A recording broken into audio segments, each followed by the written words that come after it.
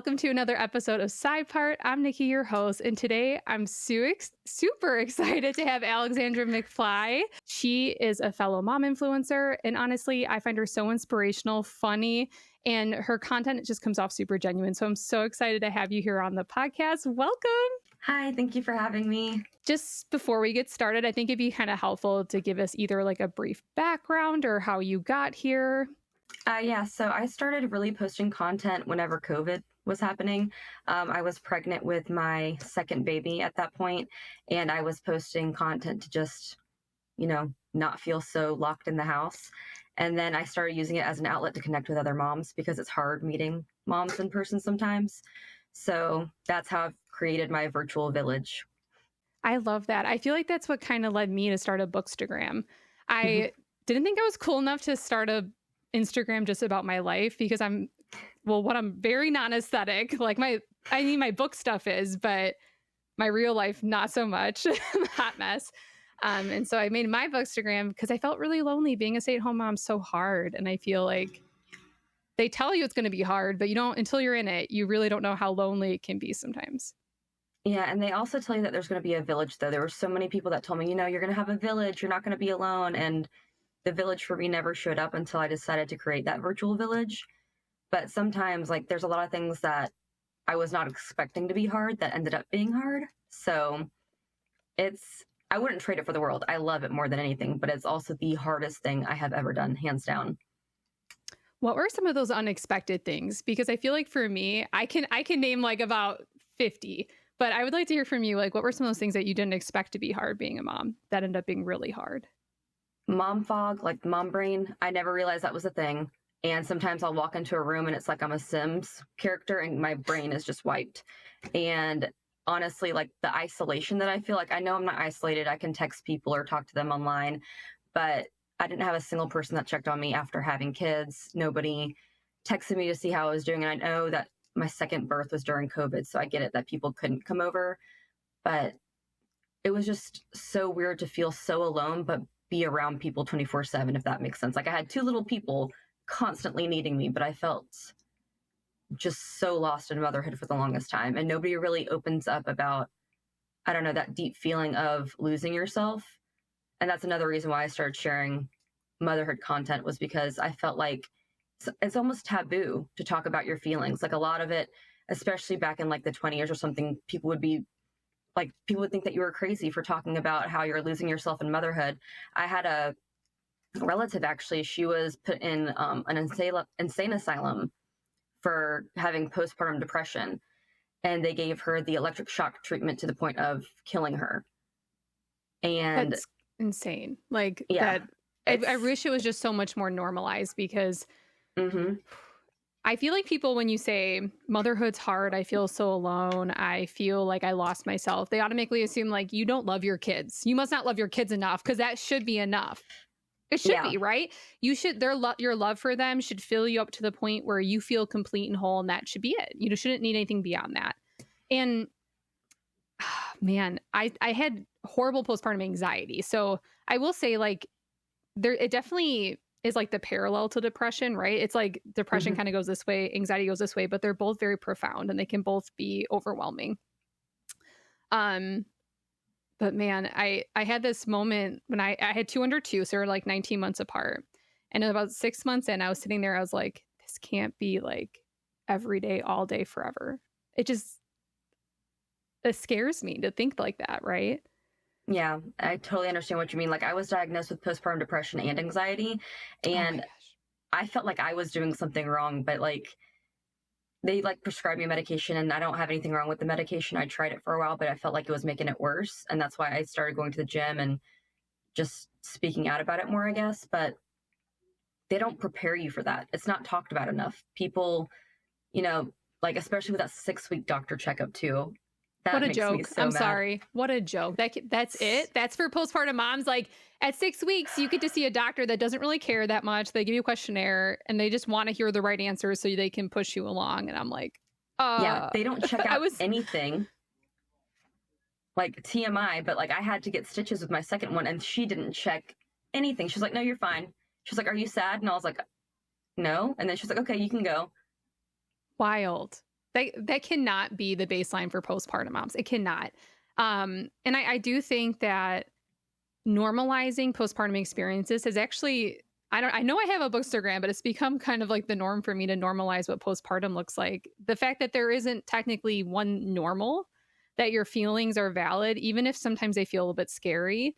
But like getting help is so important. I will say with my first, I had her December of 2020. It was a super isolating experience and also really scary having a baby in this really tumultuous time. And I will say that like therapy, and I am a therapist. I don't know if you know that, but I am a therapist still. Technically, I'm not practicing, but man, how terrifying that was. And I was like, I have these tools. I know how to feel better. Why can't I do it? Like that to me was debilitating. The fact that I know intellectually how to get better. I just can't do it myself. I need someone that sit with me through this and help me through it. That to me was really hard. Like super hard. I completely understand that. And I think that's super cool that you actually have a background in that. I didn't know that before. So that's really awesome. I'm going to start venting to you on Instagram now. Like, hey, anytime. Today's hard. Anytime. There was a lot of things that I wasn't prepared for. And I try to make a joke about it online because I tell everybody if I don't laugh about it, I will cry about it. My husband likes to tell me that I cry a lot. And he was like, you're really fun, but you do cry a lot, babe. And I'm like, I know that.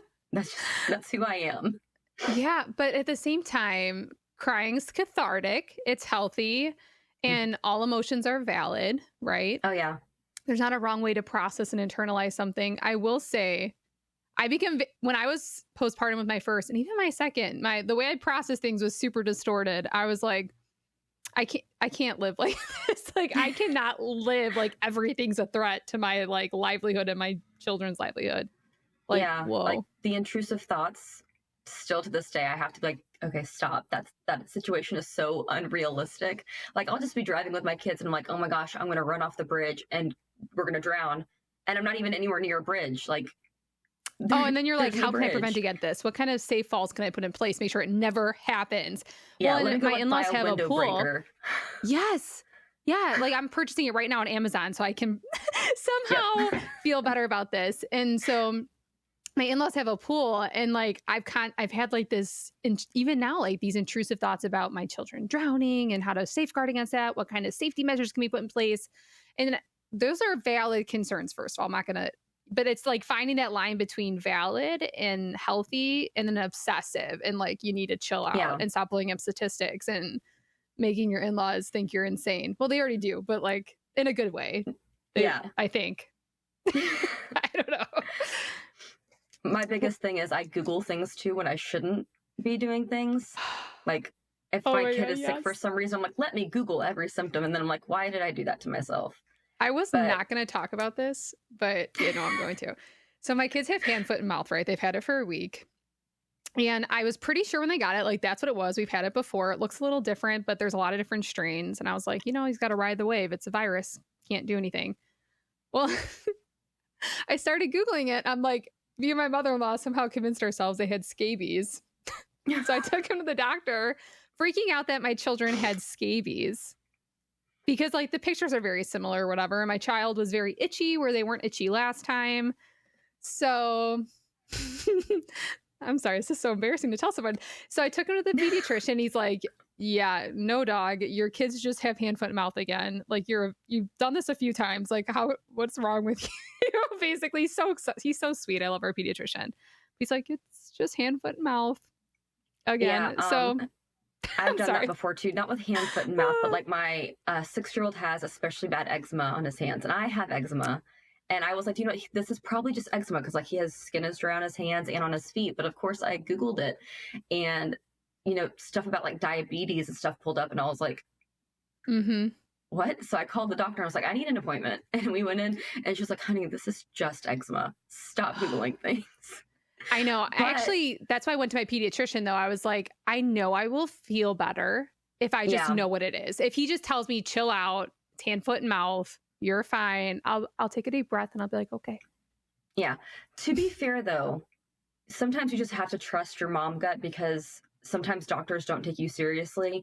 Whenever my oldest was 7 months old, he kept having this, like he would lose all motor functions. His head would drop, his arms would flail, and he would just lose it for a second.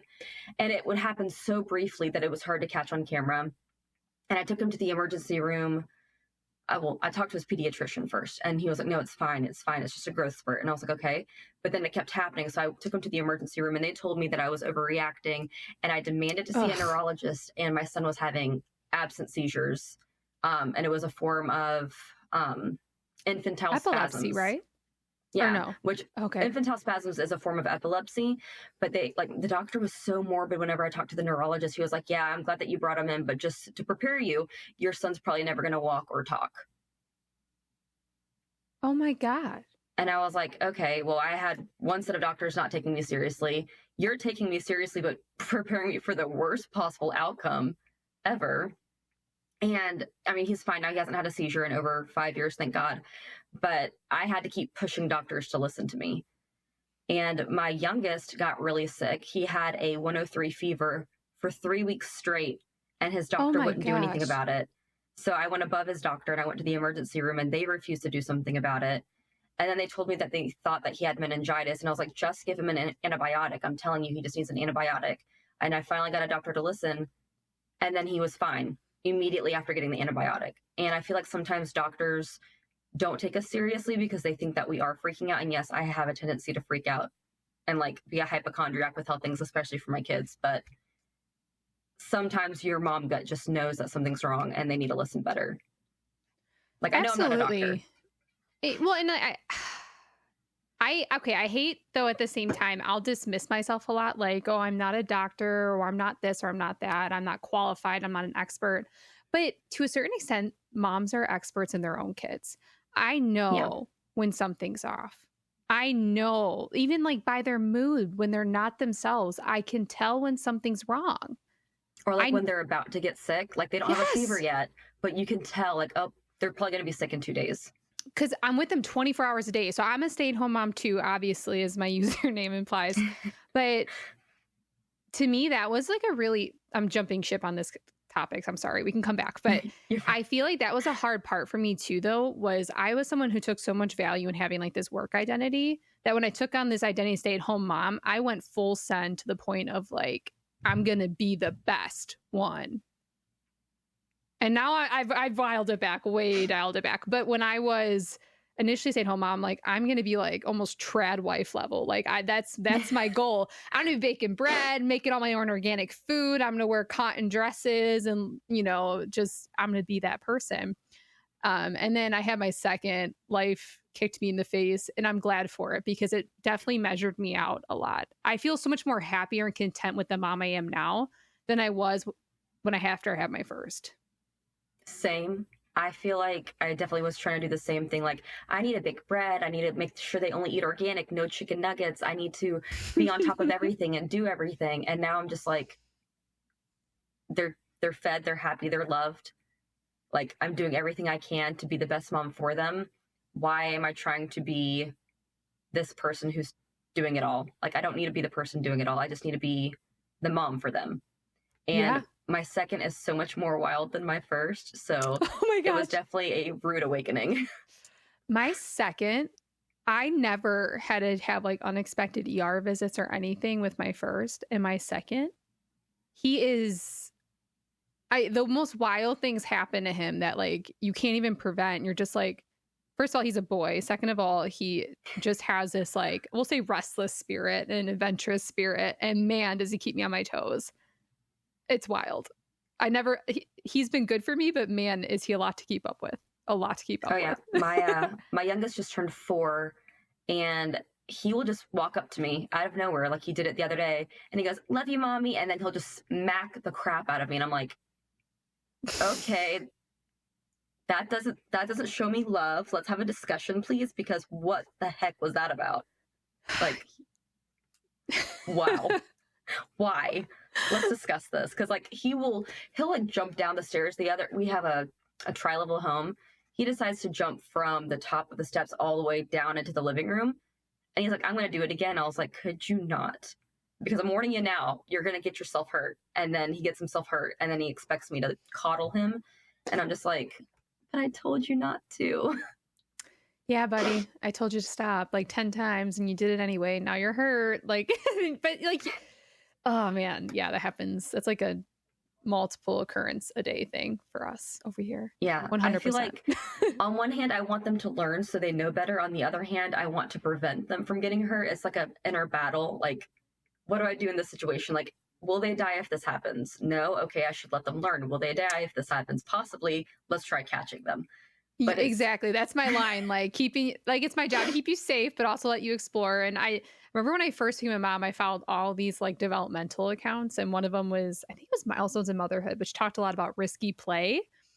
I struggle letting my kids be risky players, but they are. So I'm trying to find that balance of like what I'm okay with and what also freaks me out where I just can't. So yeah, I'm still working on that. My husband, like, I am full of anxiety and like angst, and my husband's like, I'm so calm and happy all the time. And he grew up, he's one of 10 children. His mom had 10 kids. And so he's used to like kids being kids. So nothing really phases him. And I'm like, I wish I had some of your calmness. Like, can we reverse the roles for a day or two, please? oh my gosh, it sounds like my husband. First of all, he's one of 6, so not 10, but 6. And like he can just pass out at the drop of a hat. He doesn't worry about things. If I have this tendency to ruminate on things and get really obsessed if something I'm worried about something. And he's just like, nuts, just deal with it when it happens if it happens. And I'm like, how are you built this way? Who doesn't Are we think married about to the things? same He's like, person? I don't know, people without trauma. I don't, like, what do you want me to like say? It's like, oh, okay. Like, I explained to my husband the other night, like, because he falls asleep literally, he can just close his eyes and he's out. But if I like lay in bed and try to fall asleep, it takes me at least 30 minutes. And then I'm thinking about everything that went through the day and what awkward thing I did that week. And I just go back through everything and I'm like, oh my gosh, I have this coming up. What if something goes wrong? And I like explained it to him the other day and he was like, you think about all of that while you're trying to sleep? And I was like, yeah. And he was like, stop. And I was like, I can't stop. Like, I can't just flip a switch. I know. You know what though, and I actually phrase this to people who are like, I tend to have a lot of anxious friends. I don't know if that's just like who I attract because I'm anxious as well. But the one thing I love about anxiety is it's really good at helping you screen for threats. We might be a little bit to the point where it's just overactive. But I always, when it's really, really active in the middle of the night, the one thing I tell myself is like, wow, something about what's happening is not making you feel safe. But you are okay right now. Right now, nothing is happening to you. It's just your body. I'm extra activated right now, and I'm trying to really scream for threats to keep myself safe, but I am safe. I am okay. Everything is fine right now. And so I just try to take like almost like a third person view. I don't know. It's not usually, it doesn't work all the time. On occasion. It definitely does not work all the time for me because I have tried that before. But I don't know. I kind of do like the anxious part only when I'm out with my kids because then I'm like hyperactive and hyper vigilant and I can like, my mind is like, oh, you should check and make sure no one's following. Oh, you should check and make sure that both of your kids are like within easy reach or whatever. And I hate that part, but it also like, I don't know, it keeps me on my toes to the point where I can make sure that they're safe at all times. It's like it's a double-edged sword is what it is. Yeah. That's what it is. Well, I do think that hypervigilance takes a toll because I'm the same way, first of all. Like, I want to first empathize and say, like, yes, I feel that. But at the end of the day, like, I'm mentally wiped some days. And then I still have to somehow create content and do all these other things. And there's some days I just don't even have the brain capacity for it because I spent so much just mental energy being there for other people and not even always necessarily so, but I was extra dialed in, extra heightened all day, especially like if we're at the pool or something like that. It's just wild, like this mom thing. But also showed me I'm capable of more than I ever thought I was. That's also very true. It's like a very hard line to walk and you've got to pick your battles and try to remember that in some ways you are in control, but it's just so hard to feel that way sometimes. And I know that you create content and stuff too. And I don't know if you feel this, but sometimes I feel just so overwhelmed with it that sometimes I just want to toss my phone and be like, I don't want to look at my phone ever again because I do that. There's so much content. Like I feel like I'm having to compete and I don't want to compete. I never want to compete with anybody. But then my stupid brain is like, oh, look, you should look at this profile. You're not stacking up very well. And I'm like, okay, cool. I'm making myself feel bad for no reason because the goal of my page is to just connect with other parents, not necessarily growth. And I don't know, I started this for fun and some days I'm just like, is this fun anymore? Like, I feel so overwhelmed. Is this still fun for me? Oh my gosh. Well, first of all, yes, all of that. Um, I think it's really easy when you have rapid growth too at like a certain point that when that slows down, you're like questioning your worth as a content creator. Like, why are people no longer latching on? What am I doing wrong? And then I don't know if you've ever gotten to this loop, but you almost become extra desperate and create even more to try to catch that lightning in a bottle again when that's wasn't the point. That's why not why you did this in the first place. But then the goal becomes to go viral time and time again when that's not going to really accomplish the goals you set out to do. Does that make sense? No, that definitely makes sense. Like, I've been trying to remind myself lately that it's not about quantity, it's about quality. And, Yeah. not only with, sharing stories and reels and posts, but also with the people I attract to my page. And going viral is cool. It gives you that little serotonin boost because you get to connect with more people. And it just feels good that people think that you're funny because, like, I post funny content. So whenever I see, like, a lot of people liking something that I posted that was funny, I'm like, yes, I'm really funny.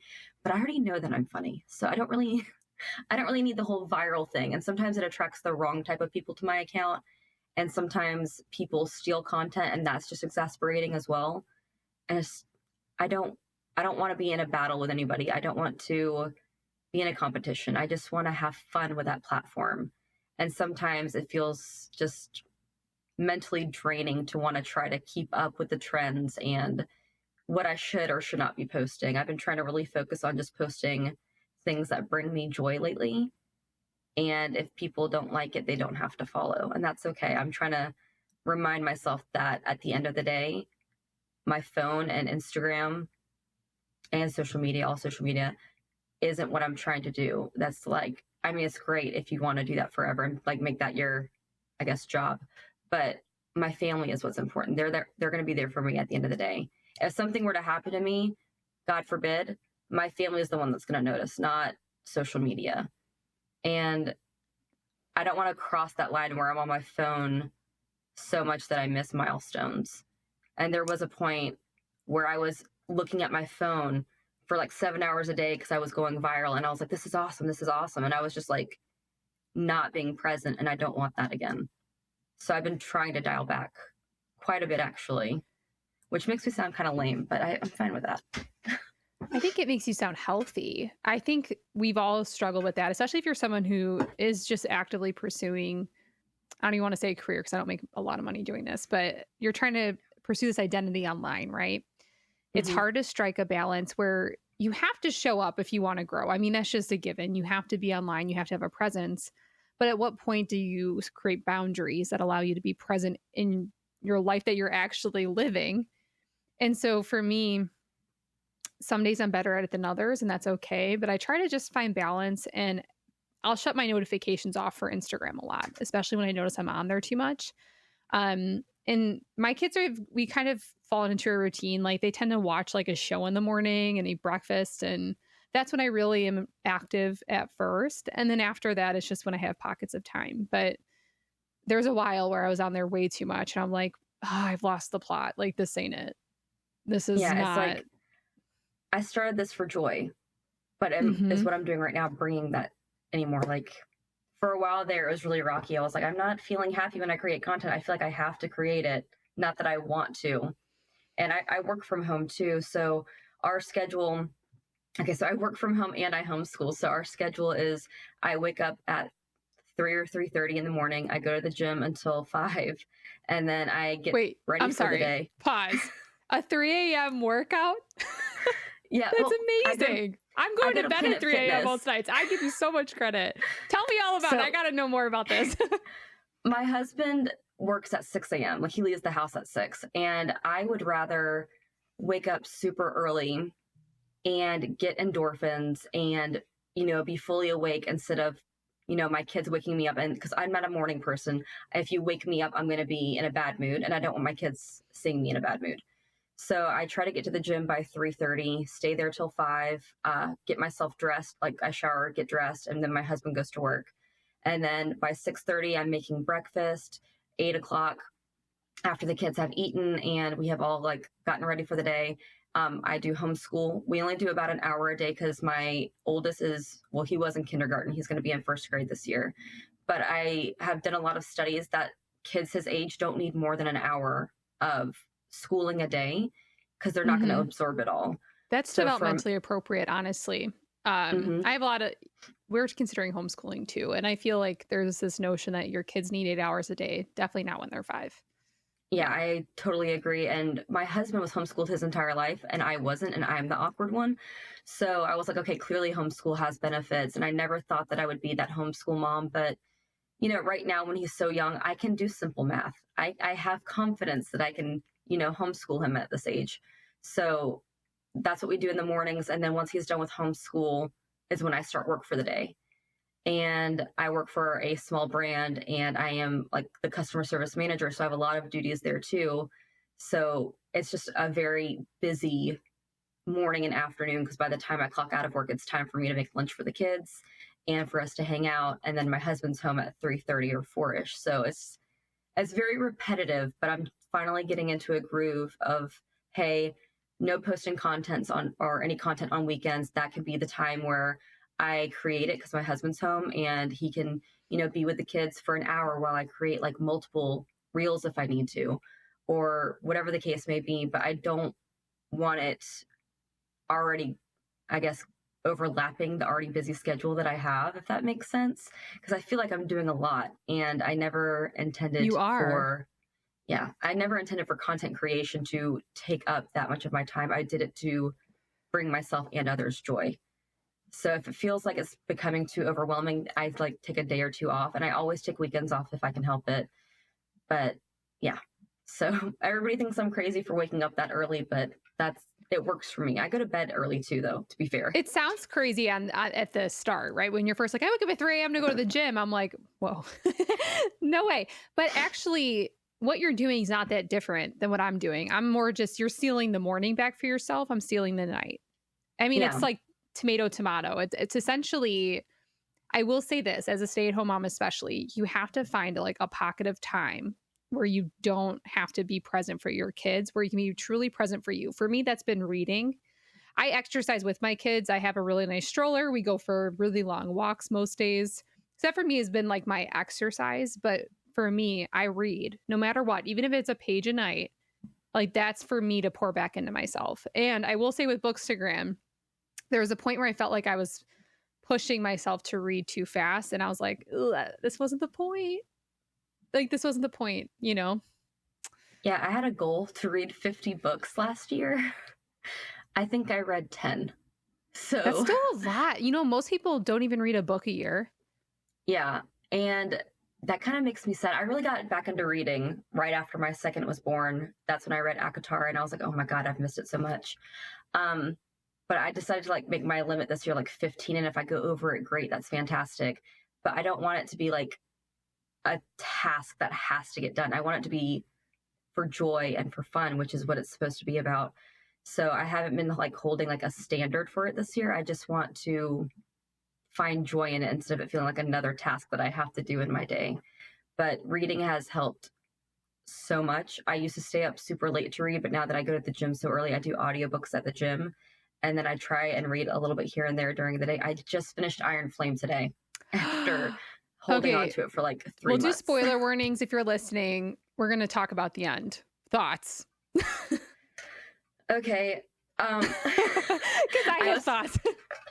I was like literally reading it in the car today because my husband surprised me and took me to like Covington, Georgia, where Mystic Falls is, if you're a Vampire Diaries fan. Oh my gosh, that's amazing. Yeah, because like my birthday is Monday, so he was like, I'm taking you on a day trip today as a surprise, and it was so much fun. But I finished Iron Flame in the car, and I put the book down, and I had this expression on my face, and my husband was like, bad? And I was like, I don't know. And he was like, okay, well, tell me about it. And I tried explaining it to him, and he was like, so who now? And I was like, never mind. But I'm just like, if Satan would have waited like 5 minutes, I feel like it was like a 5-minute difference. Like, yeah, it's just almost as like, I get it. It's book 2 in a 5-book series, but I'm just like, and also like effing Jack Barlow, like unnecessary. And like Zayden, I'm sorry. It's just like, their miscommunication trope and like the forced distance trope always drives me bananas. And I just felt like, man, you guys couldn't have like a real conversation like before this. It didn't need to be 500 pages. It could have been like in the first 50 and the book would have been done. Like it was just so frustrating. It was the same argument over and over and over again. And yeah, honestly, I felt more connection with other characters. Like I love them. I love their dynamic kind of. I liked it a lot better in the first book. mm-hmm. And I will never forgive her for killing Liam. I'm going to go ahead and put that out there now. I was like, I read Iron Flame because I was like, Liam's coming back. But like, why Jack Barlow but not Liam?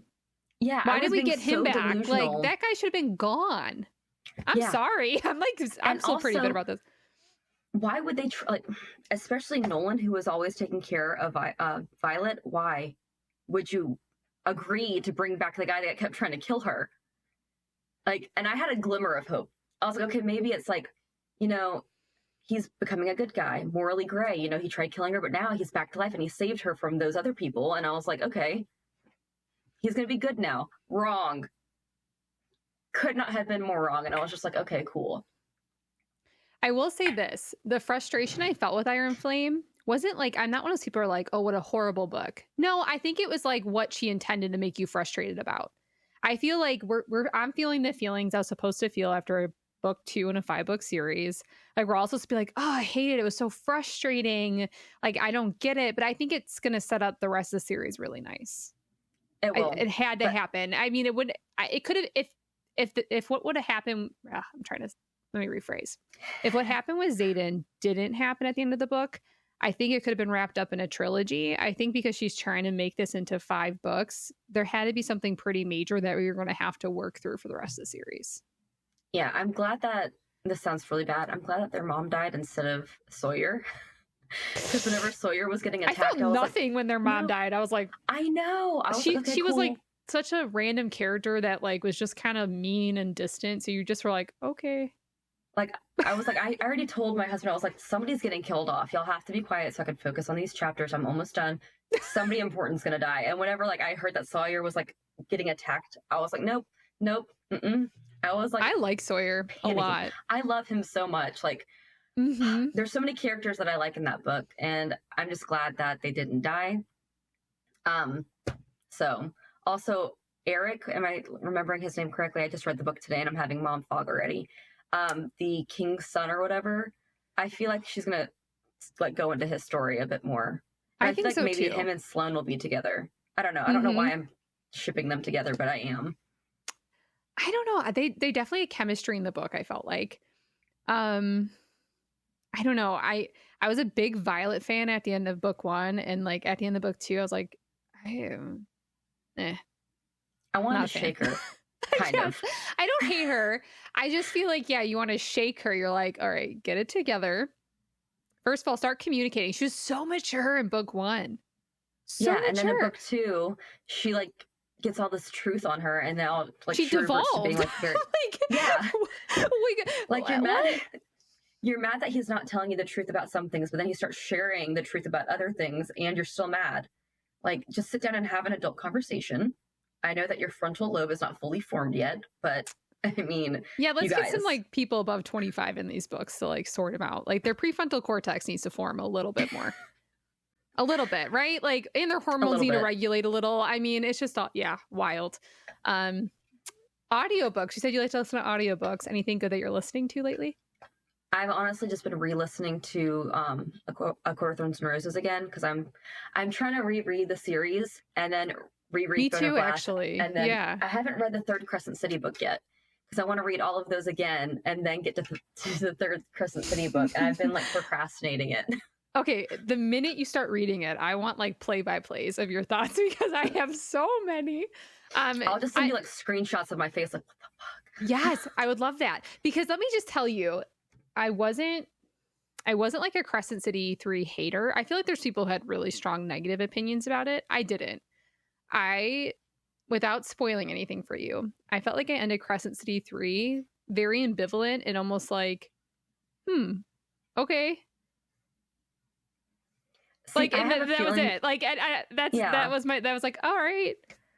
So it wasn't bad. It wasn't if you like the other Crescent City books. The first Crescent City, Love was first. obsessed with. I literally stayed up all night one night, just binge reading it. And then my husband woke up from work and he was, same. And my husband woke up and he was like, did you not go to sleep? I was like, nope. Mm-mm. And my eyes were puffy because I was crying because of what happened with Bryce. And I was just like so proud of her. But at the same time, like whenever she shoved, oh my God, what's his name? Yeah, so more spoiler warnings. We're going to probably talk about them. If Crescent City one, nope, totally fine. Just giving you a heads up. Get out now. Whenever she shoved, what's his name? Into like the Mike thing. Micah? Wait, which Connor's part? brother. Ethan? Wait, thank you. I was going to say Ian, but Ethan. Whenever she shoved him into like that, to save him, and like whenever he said that he was on his way to save her, and like he was getting instructions to go to Asphodel Meadows. Yes. Oh my God, I was literally hyperventilating in tears, and I was like, oh my gosh, this makes me so happy and so sad at the same time. Like so many feelings at the end of the book. The first like 150 pages were very hard to get through for me. Like too much world building. The info dump in the first 150 was rough. But if you can get through that, I loved the first book. Second book I thought was fine. I thought it was good. The third, there's just some weird things about it. Like, so I don't feel like this is spoilery. There'd be like these weird mid-chapter point of view switches, but like you didn't know they were happening, and then you'd be like reading a paragraph and you'd be like, wait, what? What just happened? Like, where am I? What am I doing? It was kind of weird how it was set up. I don't think anything will compare to ACOTAR for me, just because that's what got me back into reading. And so many people have like different opinions about ACOTAR, but I personally love Nesta. I think Eris deserves a redemption, and I think that Tamlin also deserves a redemption story. But that can be controversial with some people, but I don't know. That's like, I love those people. So Nesta, I saw this. I would credit whoever said this if someone shouts me out like, hey, this is who said this. But I saw someone say, if you've dealt with a Nesta in your life, you have a hard time with her as a character. But if you identify with her and what she went through, you really love her. And I will say, like, as someone who's had like their own mental health struggles and wasn't always the best version of themselves, like something about Nesta's story, like I think some people really strongly identify with Feyre. I feel like for me, Nesta's like my character. When someone's like, what's the character that you identify with? I would say it would be Nesta, honestly. Yeah, same. And like, because I haven't always been the best version of myself. And I had a tendency to turn to alcohol and push people away that I like, especially people that I loved and held so dear to me. I would push them away because I wouldn't want them seeing that version of me. And I knew that if they weren't close to me, I couldn't hurt them. And I feel like that was Nesta too. And I'm not saying that what she did in all cases was fine. She was really mean. But as somebody who has dealt with that personally, I get it also, if that makes sense. Like, I know that she was trying to protect herself and others in a way by being the way that she was. Yeah, well, first of all, that's so heavy. And second of all, I think if you've ever been in a place where you're really struggling, you don't think you deserve to be loved. You don't think you're deserving of it. So how can you show others that same loving kindness when you don't even think you deserve it yourself? So you're kind of in almost a defense mechanism. I think you're hurting others as a way to protect you. Like, if you don't let anyone get close enough, then you can't even have to worry about if they love you or not, because you don't even think you deserve it yourself.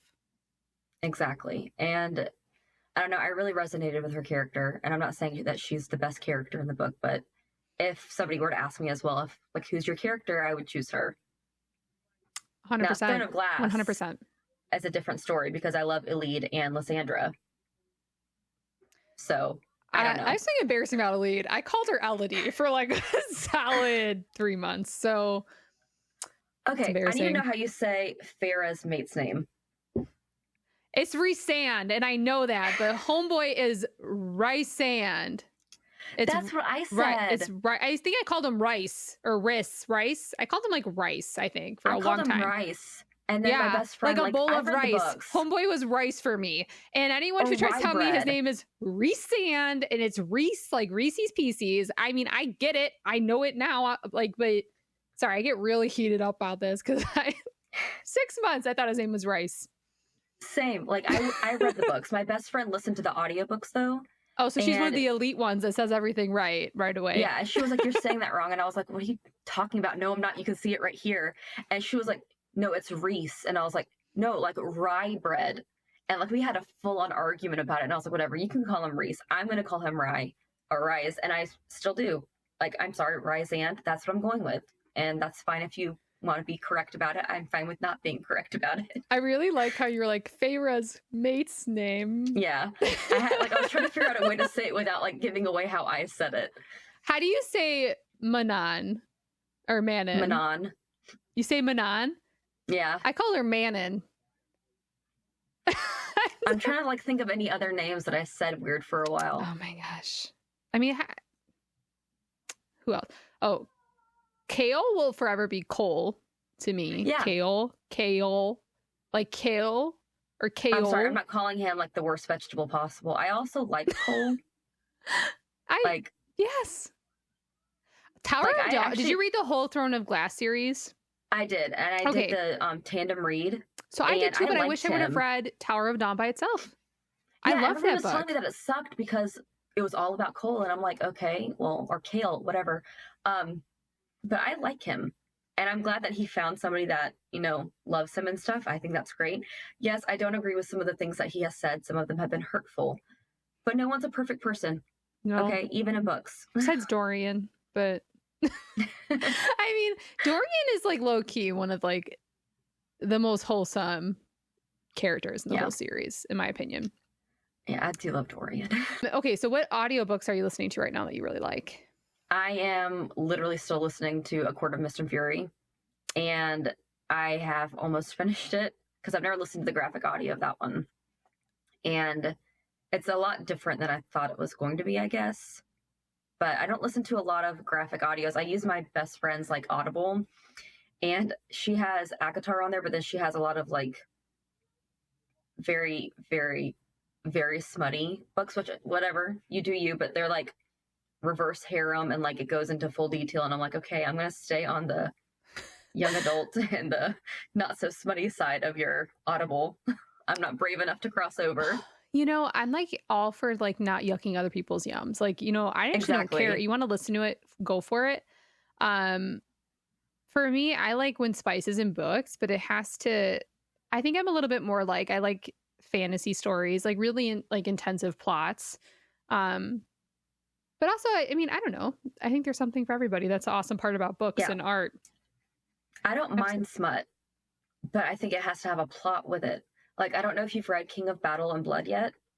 I have not. I heard good things, though. Okay, I had mixed feelings about it. I've never, like, DNF'd a book because if I'm going to spend money on it, I'm going to finish reading it. So I finished that in, like, 3 days because I pushed myself because I wanted to just get it over with. And it wasn't terrible. This wasn't for you. There was smut, like, every other chapter. And I thought that was, like, a bit much, that you like were losing the plot of what the story was actually supposed to be about. Like, I get it, you guys love each other, great, but could we like chill on the stuff just for like 2 chapters in a row possibly? I feel like this might be TMI, so just tell me if it is. But depending on where I'm at in my like cycle, depends on what I'm like cool with reading. Like, catch me the week before my period. I want like no spice in my books. Like, I'm not interested. Catch me around ovulation time. I don't know. I might feel more open to those things that I normally wouldn't be. So I think it also depends hormonally where I'm at. Yeah, that does make a difference. But I don't know. Maybe I'm just like a prude or like a square, whatever the kids are calling it these days. I'm too freaking old to know. But I need a plot. And I really like Throne of Glass because there was some like spice, but it was like, you know, mainly centered around, you know, an awesome feminist, you know, main character who was a badass, and there was, you know, fighting and wars and like an actual plot that made your head spin, which was really cool. And, you know, the occasional spice thrown in to keep it spicy. That's fun. But I don't need every detail. And I feel like whenever I was younger, I always told myself that I would never be like that crotchety old person that, you know, doesn't read smutty books and doesn't think, oh my gosh, those people are being so loud at 8 o'clock. And I've turned into that person. Like, I'll look out my window and see my neighbor's like revving his motorcycle at 8:30 and my kids are asleep and I'm like, that damn neighbor. I know. I think that's like a canon event though, like kind of becoming that person, like those crazy kids outside. But I will say my taste in books has evolved and changed even within like the last year. So January of, I don't know, what year is it? So it was January of 2023 that I started reading, and I started with Ektar, and then I just tried to read as much as I could. And there was a point where I was like, oh, I like having smut in my books. But I will say the more I read, the more I started to value, like you said, with Throne of Glass, like the really intensive plots, but even books that are more plot heavy than that. I think it just depends on what I'm in the mood for. I have no shame. I love a good, like, short, smutty romance book as a palate cleanser, because I feel like I read a lot, right? I do, like, not as much as like some people, but I do read like 50 books a year ish, 60 I think I did last year. So I will say you get kind of bogged down with a really heavy series, especially Throne of Glass. I was like exhausted after Kingdom of Ash, and I think I read whatever the first one in the Knock 'Em Out series is, Things We Never Got Over, something like that. This is my current palate cleanser. It's called Bound to You. Oh. And it says Megan Ross has been waiting her whole life for her mate to come and sweep her off her feet. There you go. It has like a little fantasy element. I love that.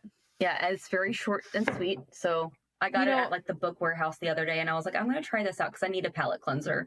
I feel like I've just been reading big book after big book after big book. So I don't know if we consider 370 pages to be a palate cleanser, but it is for me when you read books that are like 700 pages. Yeah. So this is actually by a small indie author. It's called Treasure One by Hannah Levin. And I will say I'm like halfway done with it, and it's just really cute. It's got like almost like an Avatar element to it. There's a rip in the world and the Fae are on the other side of this rip, and it's almost like kind of gives like the Fae almost like this alien vibe, and like it's set in the modern day US, and it's really cool. It's a cool concept. It's an easy read, and it was so needed. Except I was reading When the Moon Hatched, and I'm not even done with it, but I'm like, I need a break. Like my brain cannot I saw that process. You guys picked that book. I bought it. Oh, it's so thick. I never opened it. Like if someone breaks into my house, I'm gonna grab that book to defend myself. I just beat them with it. Yeah, it's mighty. Like, I don't know what I was thinking. Well, we're reading it. So I have a Discord group. I don't know if you know this, but one of like the best things that's come out of Bookstagram for me is creating a Discord group that we have a monthly book club. We also have like a mom chat, and just like random threads and text channels in there. But it's been really cool because every month we pick a book to read. But this month we picked When the Moon Hatched, it's good. But I'm like, man, next month can we do something lighter? Like a lot lighter, so like physically lighter. This is heavy. Like, yeah, I joined your Discord like 2 months ago, and what was the book? I think the book that you guys picked. A Fate Eaten to Blood. That was the one that you guys picked that month, and I had just bought that book, and I was like, okay, cool, I have it. Let me hurry up and read through Iron Flame, and then I didn't get through Iron Flame because in May I had food poisoning for like 2 weeks, and then I saw that. Playing catch up. That's awful. It was the worst. And then so I saw that you guys picked When the Moon Hatched, and I was like, yeah, I can do this. And I saw it at Costco for $10, and I was like, okay, cool. I picked it up, and then I took it home and saw how many pages it was. Like, I thought that it was like not that many, even though it was like that thick. I was psyching myself out for some reason. I was like, there's no way that this book, because I feel like it's shorter than some books that I have, but I was like, there's no way it's actually that big, and it is in fact that big. So yeah, I don't have your Discord like notifications on because I turn off all my notifications. I would. I'm really bad about that. You would get a lot if you, especially if we're active in it. I would turn it off. But yeah, so I don't know what we're gonna pick for next month. There's some good options though. Alone in text messages, I have 65 text messages, 26 voicemails, and 2,343 emails. Oh, emails! I think I got 10K. I'm just gonna be honest. Pretty bad at that. I've just turned off notifications on that. But I saw somebody suggest Bride. It might have been you or somebody else, but I was like, hey, that's smaller, and I've been wanting to read it. And I was like, let's do Bride. That's my vote. I think I'm going to do, yes. I really would like to do Bride. And I think I'm going to I have my friend coming on and talk about that book specifically. But what I will say is I am pro DNFing. and not like crapping on a book, but just, I don't know. I'm just so pro stopping a book if you're just not into it. And I will say I plan on finishing When the Moon Hatched, but why reading's supposed to be fun. I did this not for homework. I don't want it to feel like book reports or like I have to do XYZ. And if I'm just like not in the mental space, like with my kids being sick and life feeling really heavy, I need something to make life feel a little less heavy. And so I'm going to pick something up that isn't so heavy to lift, literally. No, I feel the same way. I have not DNF'd a book, even though there was one that I read this year that I really wanted to. It was about World War II. I have it on my bookshelf, and I don't remember what it was called. It was hands down the worst book I've ever read in my life, though, and I wish I would have stopped reading it. It was only like 200 pages, though, and I was like, I have to get through it. And it was awful. There was no happy ending for anybody. Like, I was like, why would I read a World War II book thinking that there was going to be a happy ending? Nobody was happy. No one found their family. I don't know a lot of people that were happy after World War. Yeah, no. Yeah. I think that's kind of like a general thing. Yeah, I was like, maybe they'll find each other. Maybe they'll find their family. Nope. No answers. You don't even know what happened to the main character. It's fine. There were so many questions that I had. I was just like, okay. It was just the most confusing book. I have a Goodreads or whatever it's like called, and I left it like a 2-star review. And I was like, if you don't want to be confused, like, do not read this book. If you want to be confused, read it. Oh, it was called The Fortunate Ones, and my thing says spoilers. This should be called The Misfortunate Ones. I was being so sarcastic in my review. It was that bad. So I will say this on Goodreads, I feel like that is a place to give like your honest. It's truly a reviewer space. On Instagram, I don't. Like, I really try to hype up authors. I try to push out books that I really just love, and I think other people would love too. But I will say on my Goodreads, I read a few books. I was like, oh, this ain't it. So I haven't written a lot of reviews recently because I just don't have the mental bandwidth lately, if I'm being honest. Yeah. It's hard. It's hard to have the time to like sit down and write, let alone do all these other things that I'm trying to do. It's just life can feel really full sometimes. And I guess that's my biggest piece of advice is it's okay to let things drop that are not essential, if you will. Yeah, that's what I've been trying to tell myself daily. Like, just let it go. Pick your battles. You don't have to do it all. Reviews is definitely not one of them. No. I thought people should know that book was terrible. You're like, I'm going to give you guys all. Don't read it unless you want to be depressed. It will ruin your day. Okay, so one question I'd like to ask people at the end of every podcast is if you had like one piece of advice, either for someone who wants to be a content creator or someone who's just becoming a mom, it could be anything, but if you could leave people with one piece of wisdom, what would it be? Pick your battles. You can't do it all, and that's okay. That doesn't make you inadequate. It makes you human, and it's okay to feel things. You didn't stop being a human being just because you became a mom. And if you want to be a content creator, go for it. There's plenty of room in this space. I know that a lot of people are already on Instagram and there's a lot of mom accounts on there, but there's not a mom account for you or a content creator account for you. You are the only person that is yourself. And I know that's super cliche to say, but everybody is different. And even though we have similarities, no one can have your perspective 100% of the time. And just do it if it brings you joy. Make sure you're taking care of yourself and doing what brings you joy too, because your kids want you to be happy. They want to see their mom happy. And if you're not a parent, that's fine too. Make yourself happy. Like, if content creation is it, then do it. I love that. Find something that makes you happy. It doesn't even have to be Instagram, because most of the time Instagram, for me at least, doesn't always make me happy, but finding something that brings you joy. Yeah. For me, it's donuts and books right now. I don't really feel like content creating at the moment. Books and donuts are like the best combo. They're elite. I'd like, you can coffee too on top. Perfect. Oh my gosh. We have a coffee shop on the same road as our house, and it just makes me so happy. Sounds amazing. Mm-hmm. Well, thank you so much, Alexandra, for being on the podcast. I loved having you. It was so great to talk to you. Thank you for having me. Sorry that I had so much word vomit. Oh, never apologize for that. I love it. And thank you all so much for watching. Please like, subscribe, and share, and have a great day. Bye.